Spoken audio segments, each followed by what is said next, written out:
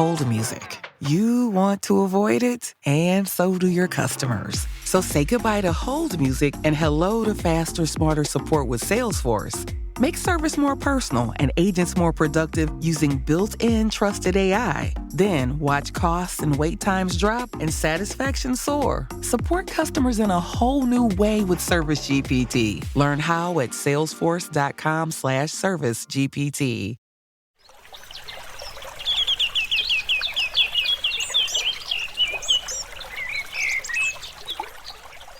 Welcome to Nature-backed podcast of Single Earth.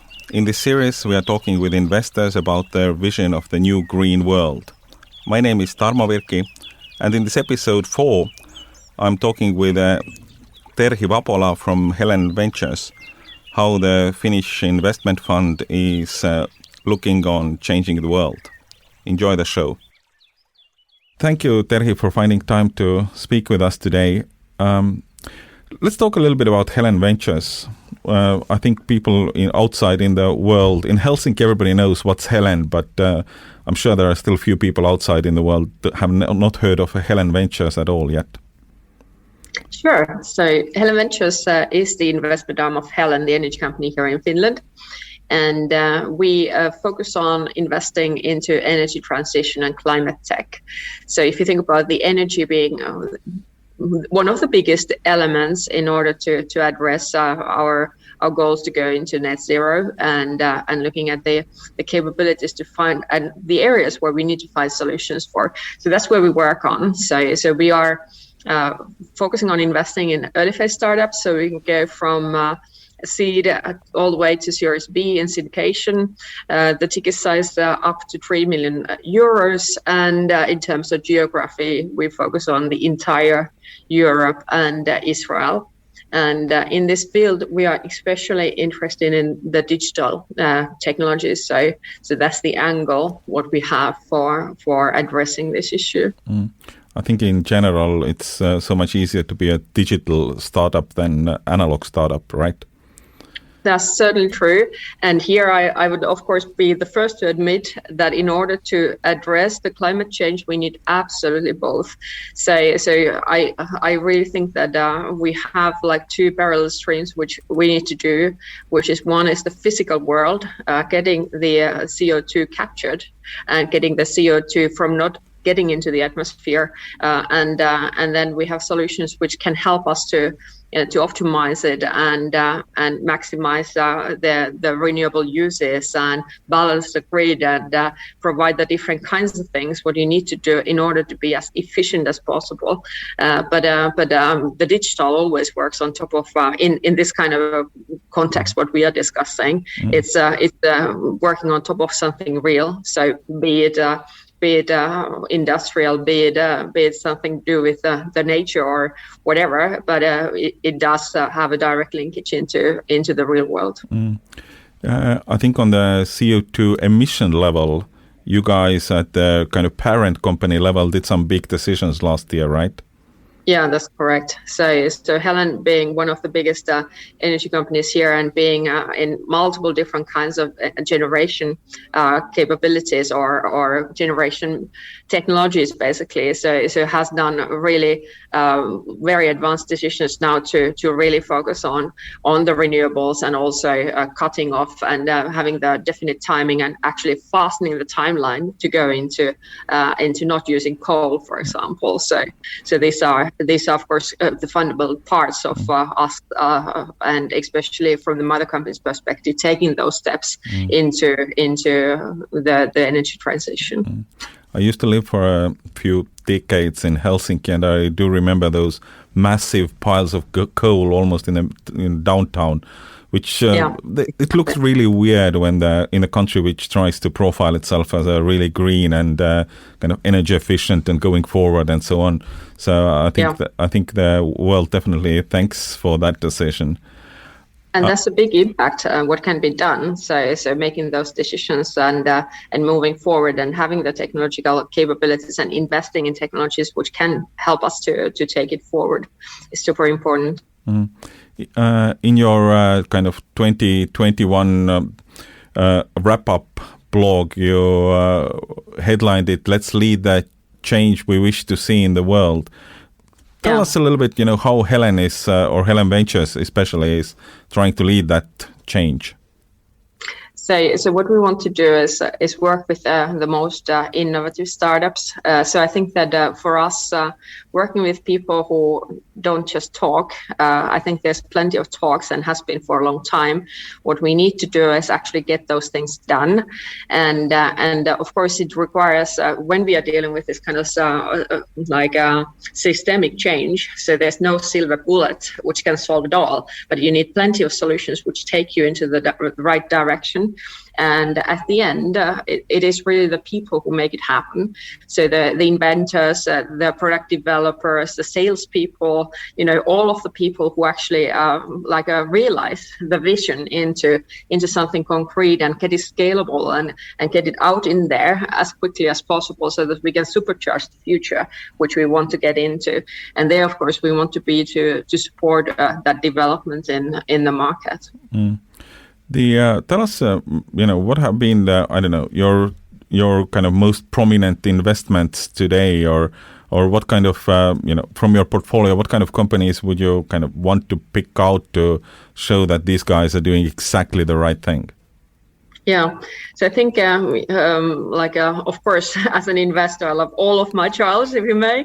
So it's hard to pick, but I'll just give you an example of what we have in the portfolio. So if you think about the direct CO2 reduction, so there we are having a company called Radiant, a Dutch company, which is working on the district heating network, digital twin and AI optimization. So we like the AI optimization and digital twin, so it's a digital angle. And what they do is basically having much better model of what this network is all knowing the last house and how much water you need to warm to get there so that it's going to be warm. And especially this winter time, we appreciate the fact that the houses are going to be warm. But when you know it more accurately how the network behaves, you can be able to lower the temperature of the water which goes into the pipeline and has direct CO2 reduction impact. So this is like the most you could say most concrete in that sense. Mm. But then if you look at the issues like, for example, we have a special interest in the EV charging startups. So we have companies like Virta in our portfolio. We have Ecogy and Encharge from Germany. So if you think about the whole systemic change which is happening, and we see it happening now, so that the entire transport sector is under also a transition and leading towards the capabilities of having the cars to be electrified. And of course, we see the OEMs already making such a big impact in terms of starting to produce those in mass volumes. So there we are especially interested in the charging network side of things. So how to make sure that those cars, you can trust you get them charged, and then how to look at solutions to build in there also from the digital perspective. So maybe those could be some of the examples. And also, I think there is a really interesting part with this EV charging networks, the kind of reverse loop that the car batteries could be used as for their reserve power. How much is that happening already, or how far is that? The bi-directional charging is a great opportunity. So what we are doing basically at this stage is that the car's EV charging gets the batteries of the cars charged. But then if you think about the whole systemic change on the renewables and energy production, we start to have more sun and wind being the drivers of when the electricity is produced. And then if you think about the fact that you need to have the constant supply and demand be matched, so you need to have solutions for the rainy days or the days when it's not sunny nor windy. And what do? You can use storage systems, and one of the biggest storage systems which is out there in the future is going to be actually the batteries of the car. So being able to use those to balance the grid requirements. So basically how to balance it today is basically managing demand and supply, and here the opportunity is really to be able to have the supply from these vehicles which are out there. So that's a tremendous opportunity going forward. And then you asked about the status. So status is such that those pilots are taking place as we speak. So that's of course not. You need to have the adoption of the EV charging taking place even further to really balance it. But the steps into that are like real today already. That's good news, definitely. About this, the first startup you mentioned, the district heating optimization company. I mean, are they in action already, or how far are they? Yeah, they are in action already. So they are in multiple accounts or multiple networks already. And then, of course, the other thing you could also add in here is also kind of understanding the effect of the climate change. So if you think about what we see already, like we discussed about the winters in Estonia or Finland not being quite the same as they used to be. So the whole climate change, we already, so of course we need to work as much as we can to stop it. But at the same time, also you need to take some cases of what happens in the world when some of those effects take place. And they're like being able to monitor things. So what we are working on, we have 2 companies in the monitoring and insights field. So think outside, which is working on a hydropower industry to understand the amount of water in the snow and being more accurate, so that again you have a balancing power of the water and the hydro to kind of when the wind and solar is not happening, you can use that, and being more accurate on when and how much of the, you can say, raw material you have. And then Livio being our German company working on satellite technology. So again, the AI using the satellite data to be able to see, for example, the issues like a grid, so electricity grid. So if you have a storm coming up and whether you have the risk of some of the trees falling onto the lines, for example. So being able to predict like vegetation management issues before they happen. So that's what those guys are doing. So you also have that kind of a, you could say, not direct climate, but it has an impact on this field. Absolutely. where you take it into account. Please send them over to Estonia. With the latest storm I had at my home, the power outage of just 28 hours. So so maybe a little bit of help of kind of predicting so not preventing that from not happening, so that those trees would have been cut earlier, so that you would have seen that they are in the too close to the grid, for example, and that would have been huge benefit for the people, and of course huge saving for the power companies. Yes. And with the climate change, we know that in our part of the world, extreme weather events are kind of set to increase on a abnormal scale. So it's not going to get easier. If you speak a little bit about kind of the bigger field of green investments, how do you see this field developing? I'm kind of listening from different directions and hearing about the massive boom, how there is so much interested investors in this field, and some people even speak that there's a lack of startups doing interesting stuff, or at least lack of credible startups. How do you see this kind of the green investment boom going? I would certainly say that the climate tech investment is now in fashion. So that I would also agree to. But I think that it's a fundament. So if you think about the existential crisis, what we are dealing with, we need to find the solutions. And then at the same time, if you look at the regulatory changes and the amount of like Green Deal and the amount of public support into making money available for the actions which can help us to address it, I think it's a fantastic thing. I think that also at the same time, we need those startups, as I said earlier, who can not just talk, but actually execute and drive the change we want to see. So the money alone is only a very small part of the equation to solve it. I think the biggest part is to actually understand the systemic nature and being able to address the right things which actually make a difference, and having the skills and persuasion to actually make it happen. If you look at it from the entrepreneur's side, if somebody wants to tackle those challenges, what would be your recommendation? How to start, or where to start from, or That's a very broad question. So I think that it always depends on the person. So I think that as an entrepreneur, and maybe I'll take like a step back. So you need to have passion for what you're doing. You need to have enough of understanding so that you can actually solve it.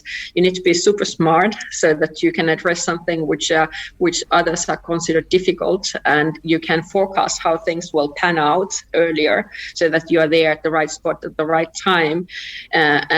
But I think the biggest issue is that in any field, I think this is not just in the climate tech or energy transition, but in any field, that you have a persuasion to get up every single time you find that, okay, I can't do this. I saw this cartoon in one point where you said like, okay, what is the startup? So there was this guy with the rock, which was much bigger than the guy, and he was taking it like black slope upwards. And that's kind of thing what you need to be willing to do, and then of course it obviously says that you need to have like a joining forces, so having people to join your task to actually make it happen. And again, I think one of the things also is like being visionary is great, but being able to work on something which is actionable, so that you can take it into the market and make a difference now, is probably the most valuable thing.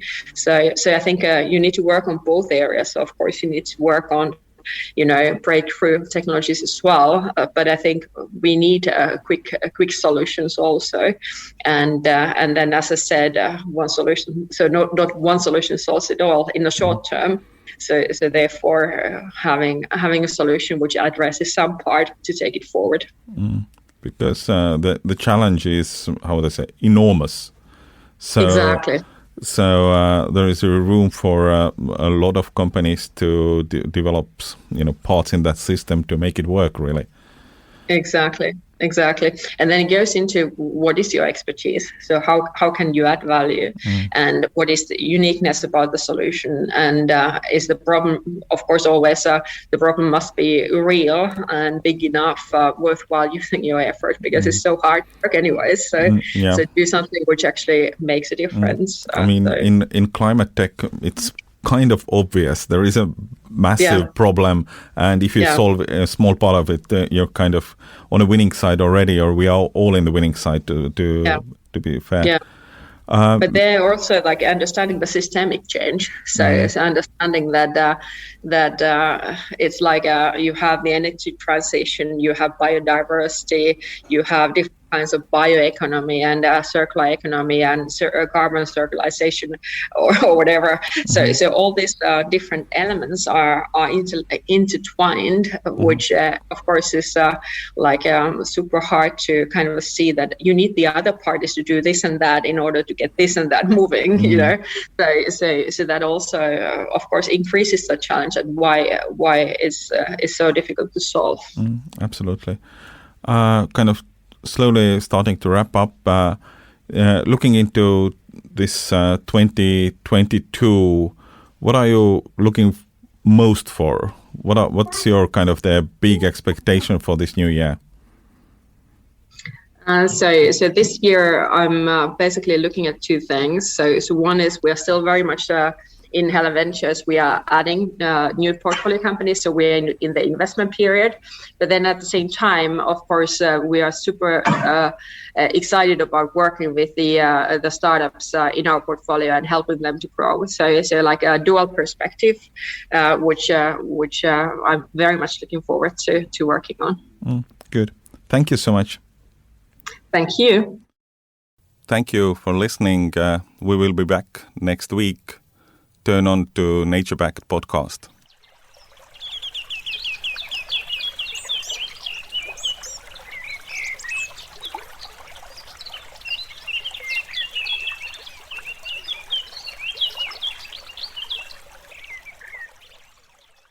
So we love the curse of the lake house. We love the curse. Welcome to the Curse of the Lake House. I am not a witch.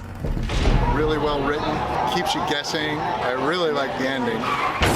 Peter, otters mate for life too. Otters find the otter they belong with and they mate for life too.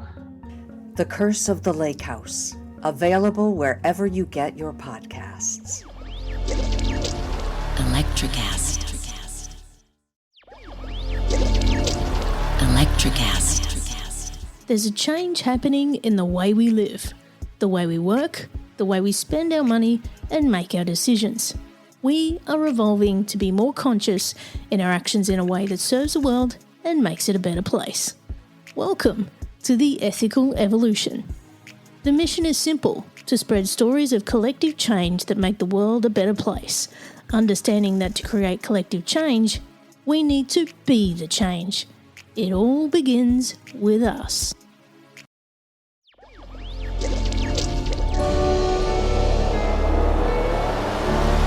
Electricast.